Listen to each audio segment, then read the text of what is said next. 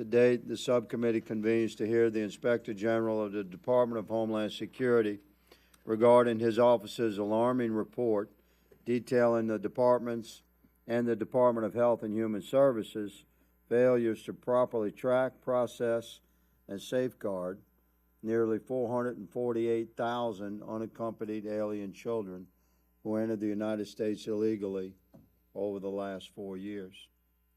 The Biden administration's open border policies led to severe ramifications in which unaccompanied alien children were destined to be trafficked and exploited.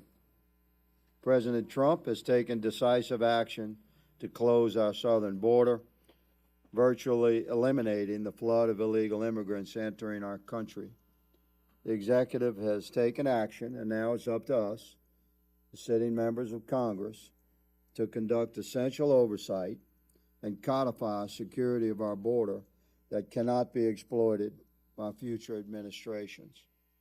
Yet the ramifications of the past 4 years continue to unfold with lasting consequences and impact on hundreds of thousands of young lives.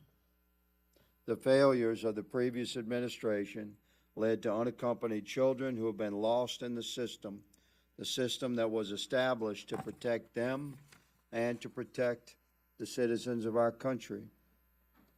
I've been meeting with Inspector General Kafari for years, and I've always been incensed at the failures and the prior administration's attitude towards ignoring the responsibility to track and properly process tender-age, illegal, unaccompanied minors.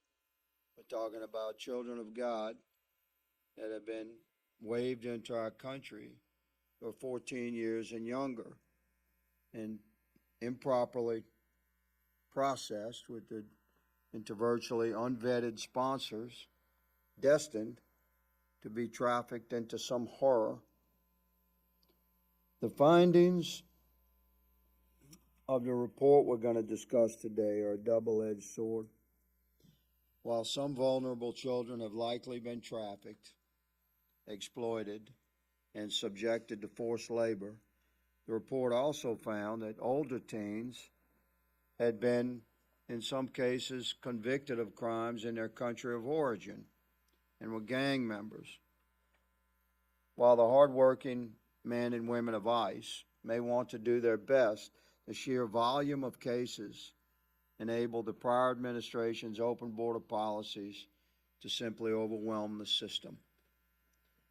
The Inspector General's report states that as of September 2024, ICE has just over 1,000 staff to monitor over 7.5 million non-detained cases. It's literally impossible for ICE, with a 1,000-member staff, to personally interact with these millions of tender-age, illegal, unaccompanied minors. The Inspector General shared with my staff that almost 300,000 kids have unserved notices to appear for their court date. Of that number, 58,000 are aged 12 and under. I say again, for Americans listening, 300,000 kids have failed to appear for court. 58,000 are 12 and under. We have no idea in many cases where those kids are. We're going to talk about that today with IG Kafari. I'm glad that ICE under the Trump administration has accepted all of the IG's recommendations contained in their report. Inspector General Kafari is an honorable man, and I know him personally to be incredibly focused on identifying, locating, and rescuing these children. I look forward to his testimony as we continue to examine this issue to ensure these children are properly identified, cared for, and protected.